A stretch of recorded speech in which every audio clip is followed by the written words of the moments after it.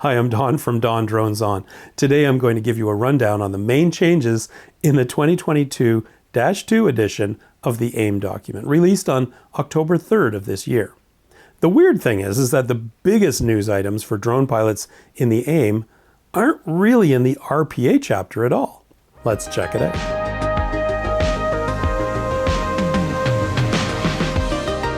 The Aeronautical Information Manual, or AIM document, is a great reference for all pilots, both for manned aircraft and for drones.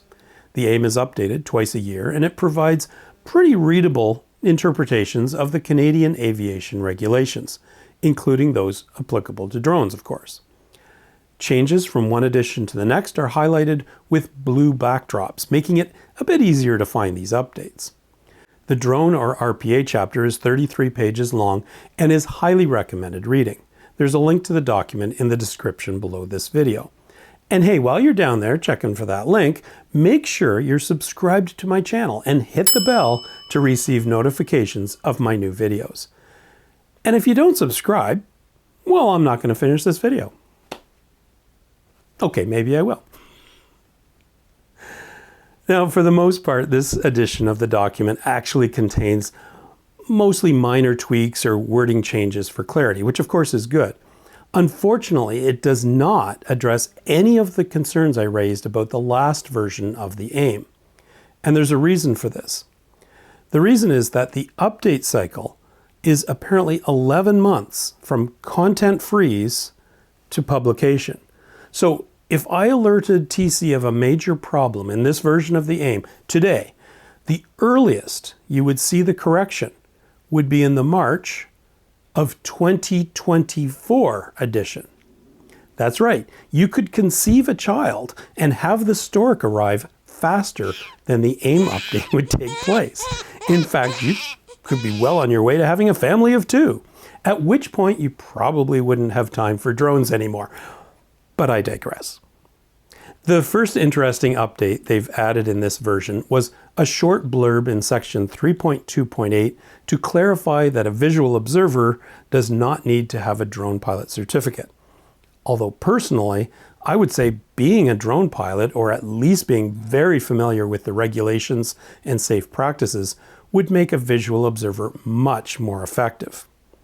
Incidentally, Drone Pilot Canada includes a set of visual observer roles and responsibilities right in the stock checklists and procedures that come with the app.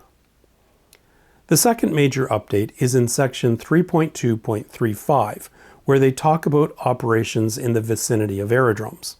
They've reinserted this really important paragraph into the text that says that aerodrome operators can prohibit you from launching your drone from their ground premises, like their actual land, but they cannot forbid you to fly in the airspace around their aerodrome, as long as you are properly following the regulations. Of course, you should try to coordinate your flight with an aerodrome in the vicinity, but if they're putting unreasonable demands upon you, such as the heliport someone told me about that insisted on a 3-month advance notice of a drone flight, well, you do not need to simply comply.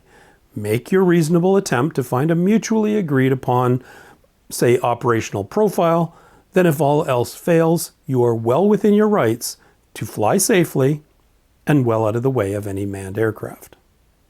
The other paragraph they've added to this section is something NAV Canada alluded to back in March. If you're flying in controlled airspace and have a NAV drone RPA flight authorization, you do still need to coordinate your flight with any and all aerodromes in the vicinity. Aerodrome operators do not have access to your NAV drone flight plan or anything about the authorization. Only NAV Canada operations themselves, such as air traffic control, has access to this information. Also in this section is an additional recommendation, not a must, but a should, to maintain a listening watch on the appropriate aerodrome radio frequency. This has been another area of controversy lately because of a little known fact that if you buy a handheld two-way aviation radio, you need 2 things, well 3 if you count batteries, to operate it legally. First, you need your RPA operator's certificate, as noted in the AIM. But the thing they don't mention in the AIM is the fact that you also need a base station license for the radio itself. That's right, unless a two-way aviation radio is actually in an aircraft, you need a base station license as well as your RPA. And here's where things get a little nasty.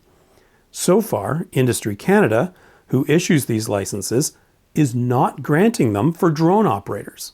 That's quite a twist. TC has been discussing this with Industry Canada for a few months now, and I would imagine a resolution will soon be announced. But in the meantime, just take that two-way radio off your wish list and consider a scanner instead. You don't need a license for a receive-only device like a scanner, nor do you even need your RPA operator certificate for that matter. Now, I mentioned in my introduction that the really interesting stuff is actually outside the RPA chapter. Well, here's the first one. At the very end of the airmanship section of the AIM, which by coincidence is just before the RPA section, they've added a nice, concise summary of the RPA rules intended to inform manned aircraft pilots of the drone rules. It's really good and worth a quick scan as a refresher. In fact, it's much better than anything in the actual RPA section itself or the drone safety website. And this statement, directed to manned aircraft pilots, is really important and somewhat groundbreaking in my opinion. Avoiding a collision is the shared responsibility of all pilots. To further minimize the risk of collision, pilots of traditional aircraft should exercise caution when conducting flights below 400 feet AGL in uncontrolled airspace. And then it goes on a bit.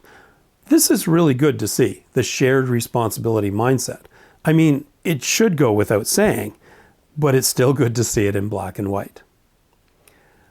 Okay, the second really interesting thing is this very quiet reference in the pilot certification section to a document called RPAS 101. If you follow the link, which of course will be in the description below this video, you'll discover this document, put together jointly by Transport Canada and Aerial Evolution. It's a 122-page PDF that you can download and read on your computer or print off, and it is a remarkably good overview of the regulations, safety practices, and practical tips for drone flying. It even has that radio base station license thing spelled out properly, the thing I just mentioned. So it is quite complete. It also references the Drone Pilot Canada app as a useful tool for preparing site surveys. So hey, it must be a good document. That said, I don't agree with everything that RPAS 101 talks about.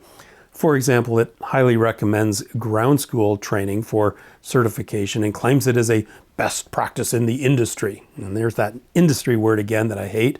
Anyways, I do not think paying someone to teach you this stuff is required, particularly for recreational pilots. There are lots of ways to learn the required material, including my free videos. Also, the book does cater a bit to the drone exams, well, I'll say the more esoteric topics, with nearly a page dedicated to hypoxia and, of course, scuba diving and droning. I'm not kidding. Have a look. They also claim to be the National Industry Association representing the RPAS sector. Well, I don't think that's true at all, particularly for recreational and small commercial drone pilots. But if you ignore all these weird bits, RPAS 101 is a really good resource that I strongly recommend you download and read, particularly if you're new to aviation and droning. Kudos to the folks at TC and Aerial Evolution for putting this together. I'll be adding a link to it on the Drone Pilot Association of Canada's website. So there you go, the key updates in the RPA chapter of the October 2022 AIM document, and two important resources actually outside the RPA chapter. Thanks for watching. Safe and happy flying.